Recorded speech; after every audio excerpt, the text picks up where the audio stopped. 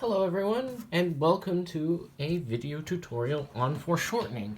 I've done one of these before, but I think I wanted to make another one with a different way of seeing it, so it's a little bit easier for everyone to understand. And for this exercise, we're going to be using perspective because it makes a lot more sense that way.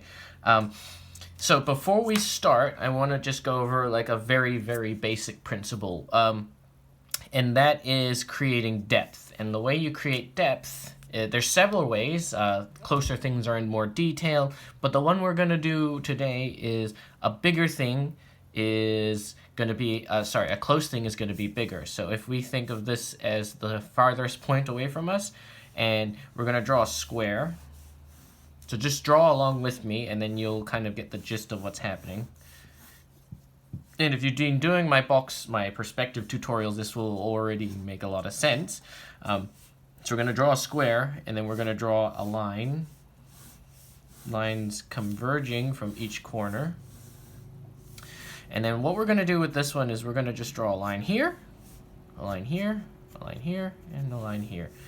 And then we're just going to come across, and come across, come across, come across, like so, okay? And what this does is it creates depth because this looks closer than that. So this box here looks closer than this box that's further away. And that's basically what we're going to be using today. So when we do figures, I typically do 7 heads. 1, 2, 3, 4, 5, 6, 7 and a half. Now line straight down.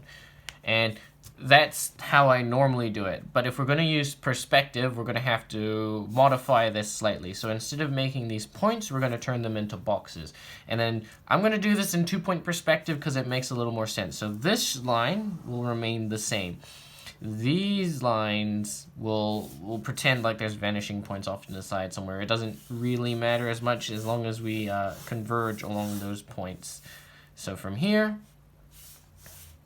we're basically just going to draw a huge box. So this line can come down to here, and this line can come down to here, and then coming up, coming up, coming up.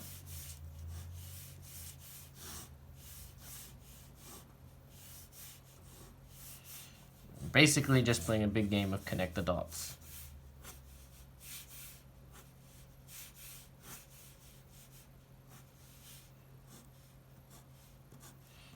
Roughly. And so we've created 1, 2, 3, 4, 5, 6, 7, 8 boxes with that. Okay? And if you're kind of figuring out what's happening, this is what and then you can draw inside those boxes. So we still have the belly button about here. And then the chest will come down to about here, or the breasts will come down to about here. Shoulders are about here. Groin is here. Hips, widest part, are here. Legs come down to about here, midway through. All right, I'm just doing a very simplified version. And then legs, feet. But now we've drawn him, or drawn her, or this gender-neutral figure here inside this box, like this, okay? Now, what we can do with this information is now we know the head is in the first box, the shoulders and around the chest where the nipple areas are in the second box, the belly button is at the bottom of the third box, or the thinnest part of the body is within the third box, the hips are in the fourth box, or the widest part, the hands are in the 5th box, the knees are in the 6th box, shins are in the 7th box, and feet are in the 8th box. Okay? So what we can do with this information is that we can take this basic principle and then we can apply it into perspective. So we're going to draw this again. So we're going to imagine our figure lying down and their head coming towards us. So what we need to do from here is we're going to do 1-point perspective now because this is a lot easier to do in 1-point perspective. And that's what most foreshortening comes down to. You're going to draw a huge box. Make it huge. Make it big. Make it enormous because you need a lot of room to draw a lot of features.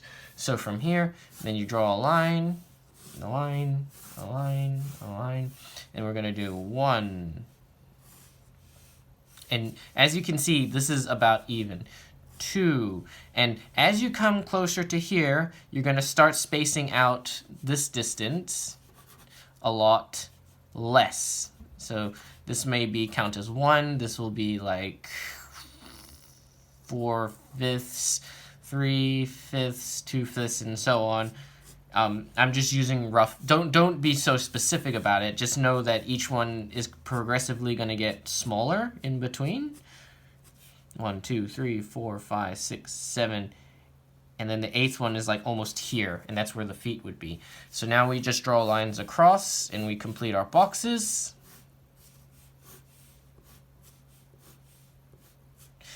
Now, I'm not necessarily doing this every time I'm drawing foreshortening, but if you ever get caught up or you get lost, this is the perfect way to find your way back, especially if you have a lying figure or whatever.